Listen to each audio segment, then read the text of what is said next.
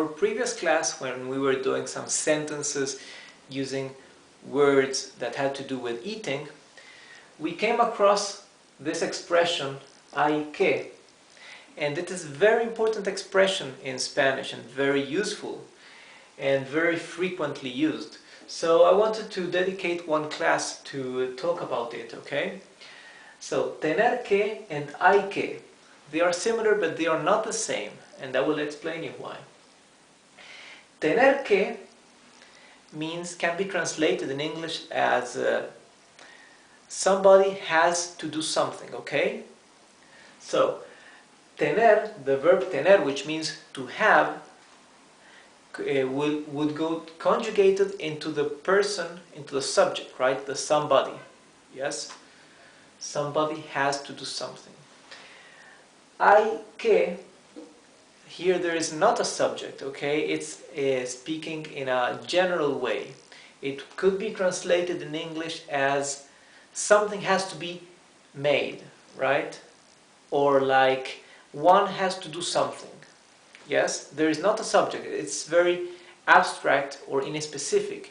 We are not talking about anybody in particular. It's not that somebody has to do something. It's one has to do something, okay? Or something has to be made. And this is very much used in Spanish. The structure for these two is the following, okay? You can see it, tener que, but the verb tener, which means to have, goes conjugated. Then comes the verb in infinitive, right? Whatever it is that somebody has to do or to make, right?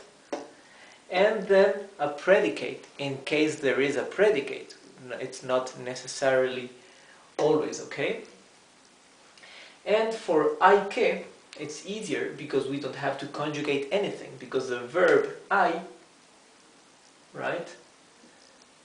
I is a very special and particular and unique conjugation of the verb haber, which is a verb to have, okay? This would be the verb. However, this is a very unique conjugation, and we don't have to change this conjugation whatsoever. It will always be hay que plus whatever verb in infinitive that it is that has to be made or done, and a predicate in case there is a predicate, okay? So, for example, in the case of tener que, somebody has to do something. Since the verb tener needs to be conjugated, I have conjugated it here for the present tense, right? For the different pronouns. So, I, you, he, we, you plural, they, okay? So, why to you plural? Because vosotros is the you plural used in Spain, and ustedes is the you plural used in Latin America, okay? And they conjugate differently. Ustedes actually conjugates the same as ellos, or they. One more thing. You is tú. There is a formal you in Spanish, which is usted. I spoke of it before, right? Usted. This is the formal you, and it's very much used in Spanish. Not only when we are talking to somebody that is superior hierarchically to us, or somebody who is older than us, right?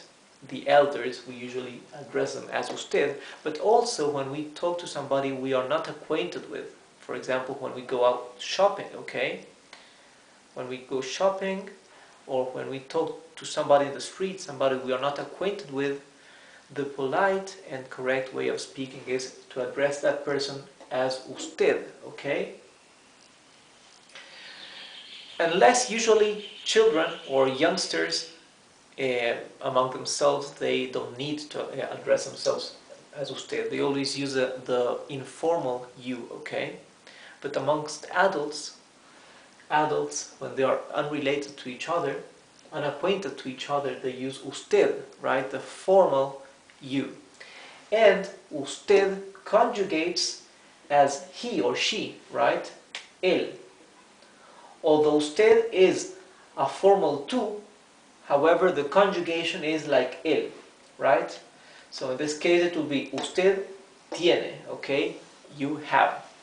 So let's see. I have will be yo tengo, tú tienes, él tiene, nosotros tenemos, vosotros tenéis, ustedes tienen, ellos tienen. Okay? So this is a conjugation for the present tense of the verb tener. Okay? That means to have. However, in this phrase, in this use tener que, it has nothing to do with to have. Okay? It means have to do something. Or yes, it has to. It's like in English when we say have to do something, right? Then it can have to do with verb to have. Yeah. So let's see. First sentence. Tengo que ir al baño. Tengo que ir al baño. Remember that the subject pronoun in Spanish is usually omitted because it is implicit in the conjugation of the verb. So, tengo, as you can see here, is present tense conjugation for the first person of the singular, right? Tengo. So, I know that the subject pronoun I or yo is implied here. This is like saying, I have to go to the bathroom, to the toilet, okay? Remember that the word al is an abbreviation of a el, right? That means to the. El is the masculine article for the noun baño, that means toilet, okay? Toilet or bathroom or restroom. So, I have to go to the toilet, right? Tiene que ir a trabajar, right? So who is the subject here? Tiene is the present tense conjugation for usted or él or ella, okay? This is he, she, or the formal you, right? Tiene.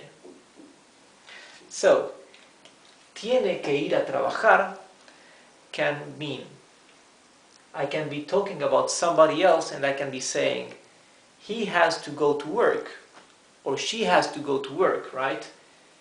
He has or she has to go to work. But also, since tiene is also the conjugation for usted, right? The you plural, this can also mean I can be talking to somebody else in a formal way and I can be saying you have to go to work, okay? Tenemos que irnos. Tenemos que irnos. So which is the subject now? The subject is we, nosotros. Tenemos is the conjugation for nosotros in present tense, right? So this is we have to leave, right? We have to leave. So look at this. The verb ir is the verb to go, right? But, so ir is verb to go in infinitive, right? But irse, if we add this, if we convert the verb to go into a reflexive verb, it would be as saying in English, to go oneself, right? Then this verb means to leave, right? To leave somewhere or to leave from somewhere. So that means to go oneself. For example, here, tenemos que irnos. We have to go ourselves, right? This means we have to leave. Irnos, right? If it were me, I had to leave, I would say tengo que irme. If it were you have to leave, I would say tienes que irte.